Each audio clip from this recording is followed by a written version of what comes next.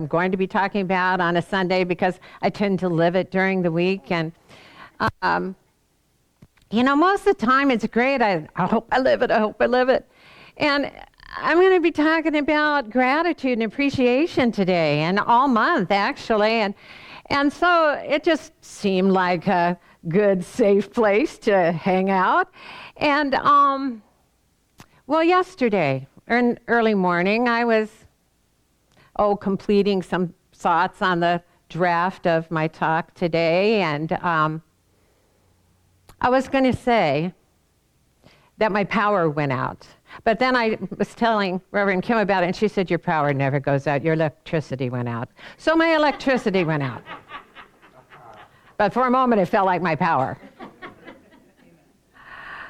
And and it wasn't like I had a power backup, but it went beep, and that was it. It wasn't going to do anymore, and everything went dark. And I thought, well, this is interesting. And probably all of you have that relationship with consumers where you're texting friends. And so I waited to see if they would text me. And it wasn't long before they did. And they said that the power, would be on by 2:45 p.m. Well, that was a ways away, but I all of a sudden was grateful for standard time because that meant I had an extra hour, so it really only be 1:45. And so while I was waiting for the electricity to come back on, I started doing things that I could do without it. And one of those things is I wrote a gratitude card to someone I was thinking about. And then I wrote my gratitude tithing check for the month for LEC. And both of those felt really good. And then I just started doing little things around the house that made me happy. I would put them off because I'm way too busy. And so I just started doing those things, and I got happier and happier as time went on. I found that I was even grateful that the toilet doesn't require electricity. It's just like, whoa, that's a bonus.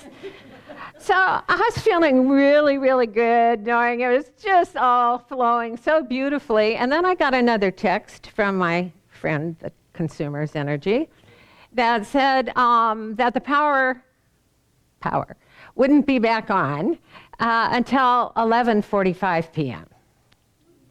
And I knew with all my happy thoughts and good feelings that something was going to work out. And I got to say that it's always good to have friends in high places. And when I say friends in high places, I mean friends who keep their vibration high, who are miracle-minded, that when you're ready for a miracle and you're looking for solutions, that they join you in knowing that miracles happen every moment of every day. And I'm not even going to tell you how I managed to get this talk written today, because it's way too technical for me to articulate, so I won't. But let's just say yesterday was a day filled with miracles, amazing things, and I am so grateful and appreciative that I had that experience. We never know how it's going to turn out, but if we know it's going to turn out good, then all we need to do is wait to see how that is. And so it was very, very good. So Abraham Hicks tells us, if all you did was just look for things to appreciate, you would live a joyously spectacular life. There's power in appreciation because it multiplies the good that we become aware of in the moment. There is power in the energy of gratitude because it improves our mind's view of life as it's created to be, full of miracles. Our feeling and expressing appreciation and gratitude aligns us with our true nature. because our true nature is that high, holy vibration of love, loving all that exists. We've been created by love, to love all that exists, beginning with ourselves and our life every moment. A day without appreciation and gratitude is a day in which our heart doesn't shine. And when our heart doesn't shine, we're not able to see the good that is around us or within us. So what better month for us to focus on the power of gratitude than a month that has a whole day dedicated to encourage us to feel thankful. And though it won't officially be here until the 23rd of this month, if we listen with a quiet mind and an open heart, we can hear Thanksgiving calling to us today, right now, to begin giving thanks for the life within us and around us. It's not the things in life, but our ability to view through thankful eyes that makes anything in this world meaningful. And thankful eyes enrich our experience of who we are and what we have. Eckhart Tolle said, that feeling and that state of appreciation opens the door to receive more good in your life. We can start cultivating a more consistent attitude of gratitude right now, just by being grateful that we woke up this morning. Here we are. And we can piggyback on that feeling by recognizing that this new day that we awaken to is filled with new possibilities for us to experience and to receive more good in our life. They can't hear it. We're just listening to a tune. So the more good that we receive can be anything. More energy and vitality in our body, more love and laughter in our relationships, more clarity in our decision making. Today, this day, doesn't depend on anything at all that we thought yesterday, unless we let it, by thinking the same things today that we thought yesterday.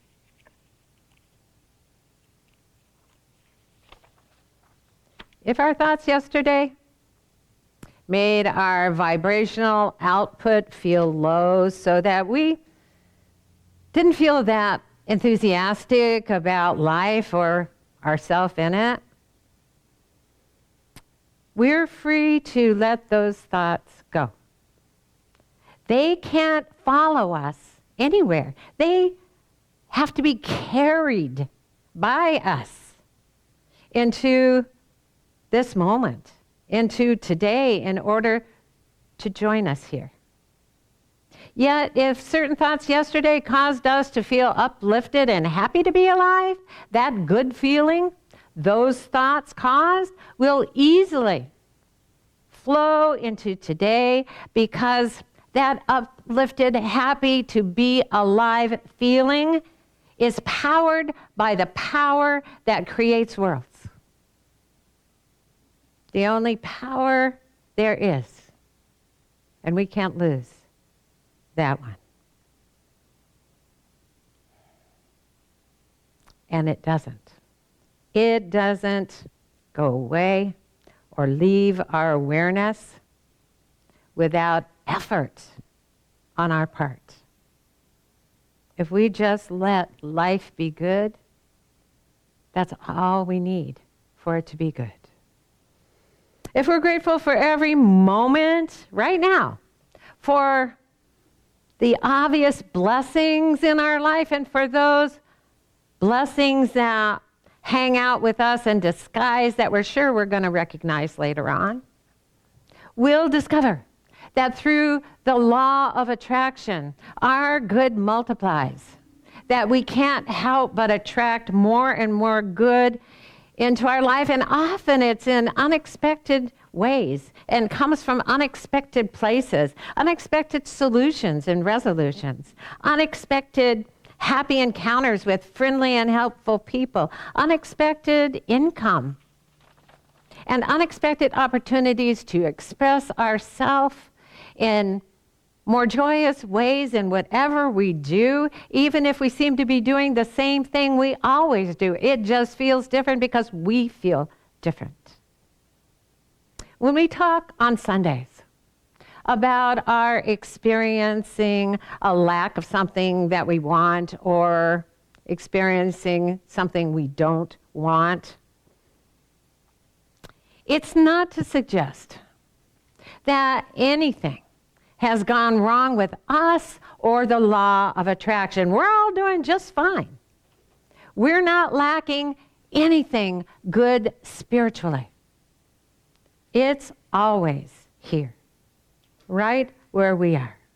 But if we're not focusing on thoughts within us and things around us that cause us to feel good, we're not in a place in our mind and in our awareness where we're able to perceive and experience the good in the world, even though our good follows us everywhere we go. We're just ignoring it. Life is good. It's as simple as that. But if we're not looking for it, we won't realize how good it is, because we won't know it's there. In the way of the heart, we read, I have said to you many times that the world you see is nothing more than the effect of the thoughts you have held within the mind. Every one of us is unlimited in our ability to create a joyously spectacular life because we've been created from the overflow of our Creator's love and joy. And that love and joy continues to source us with unlimited possibilities for good thoughts and good experiences and good feelings to create with. The 23rd Psalm begins, the Lord is my shepherd, I shall not want. We ask for it, we've got it. We don't need to want any longer for it. A Course in Miracles tells us that God's will is for us to have everything, everything. But we've got to be willing to put in the work. And that work is to feel happy and grateful and appreciative that we're alive. That's it. Because that feeling opens up the door to experiencing more and more good as our life unfolds. Now, you can imagine an ad that read, wanted. Someone who is willing to feel happy and grateful and appreciative. The pay is as much as you're willing to accept. We'd all sign up, wouldn't we? Every good thing we could ever ask for is already present within us and around us. Answered before we ask, given before we need, and fulfilled before we want. All we need to do is feel the answer first within us, and that's the trick. To feel it within us. within us first, where it's been answered immediately with a yes.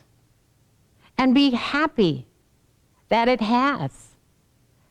And just know that it has. It's that uplifting feeling of realizing that health and happiness and abundant good are already ours that clears the way for them to appear physically in our life. If we allow ourselves to feel the joy and exhilaration of manifestation in gestation, which is to say, to feel the presence of what we want to experience in the world, to feel it within us and the joy it will bring before we see it around us, to know that it's there and we're going to see it everywhere. Nothing could keep us from experiencing answered prayer everywhere in physical form, everywhere we go. Whether it's a healing in our body or more harmony in our relationships or a positive change in our finances or anything else that any of us could ever imagine for our life, nothing is too big to the infinite. If we're not feeling fulfilled right now, it isn't because the source of our creation doesn't know our heart's desire in this very moment. If we're not seeing the good around us and feeling it within us wherever we are, it's not because it isn't there. We just haven't turned our focus away from the problem that caused us to pray or caused us to ask for something better in the first place. We're still looking that way and looking at it. And as the saying goes, the problem and the solution don't appear in the same vibration. Nothing good can be missing vibrationally anywhere when love's answer to every prayer is already there. It's our outputting, what we're emitting, that is off-putting. It's the vibration caused by our attention to unwanted things in ourselves or another, and our focus on the absence of something that we want, that we believe that will make us happy, that repels the very good we want, and it keeps it out of sight. It's present, we just can't see it because we're not opening our eyes to it. Every moment is infused with the energy we give to it, high or low. We experience only what we give to each moment. If we give our joy, we experience joy. If we don't, we won't. So Abraham Hicks says this: we've got one question for you. How do you feel about where you are right now? Because that's what the universe is responding to. How you feel right now. It's the only thing on your resume that matters to the universe. It's not even how we felt this morning, but how we're feeling right now that's attracting or repelling our good. Just right now. We can change your mind right now and be open to our good. And we don't necessarily need to focus on the answer to a specific prayer to raise our vibration. Our feelings of appreciation and gratitude for anything will get us there, right in the vicinity of every answered prayer. How often do we stop to notice and value what we're putting out vibrationally in the moment we're in. I mean, we're free to be in a bad mood, but it's not helpful if we want to attract something good. It's an essential awareness for us to maintain so that we can change our focus if we need to or if we want to something, to anything. It doesn't matter what, but something that causes us to feel happy and grateful and appreciative right where we are, wherever we are. It doesn't matter what it looks like around us. It matters how we feel within us. I mean, since how we feel in the present moment is the only thing that matters to the universe, so it should matter to us too, because that's what's being responded to. The output we emit with feelings of anger and frustration for any reason, and our thoughts of fear and vulnerability are off-putting to feelings of peace and joy and to the manifestations of good available to our perception within a higher vibration. But we've got to be willing to do the work, to care, to value who we are and what we're being in every moment. And that work is just simply to be happy and appreciative and grateful in general. In general, we don't have to be specific. If we see something around us and we don't like what we see, then we can stop and just, in general, love the world. We can stop and just love who we are and where we are, because we are in that moment and every moment of our life, and the pay for such work is unlimited. I want to conclude today in our conversation this morning about the power of gratitude with a poem by one of my favorite poets, Mary Oliver. And as many of us know, she writes beautifully about seemingly simple and ordinary things that become extraordinary things through her own power of appreciation and gratitude. And in her poem, Messenger, she writes, "My work is loving the world. Here the sunflowers, there the hummingbird, equal seekers of sweetness. Here the quickening yeast, there the blue plums. Here the clam deep in the speckled sand. Are my boots old? Is my coat torn? Am I no longer young and still not half perfect? Let me keep in mind, and let me keep my mind on what matters, which is my work, which is mostly standing still and learning to be astonished.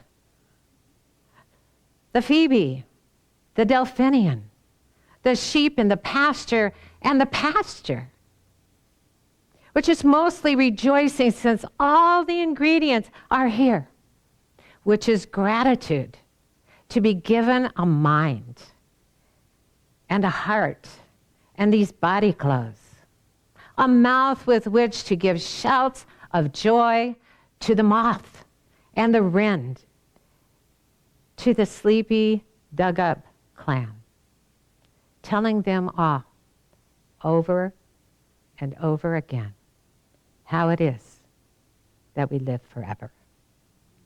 Namaste.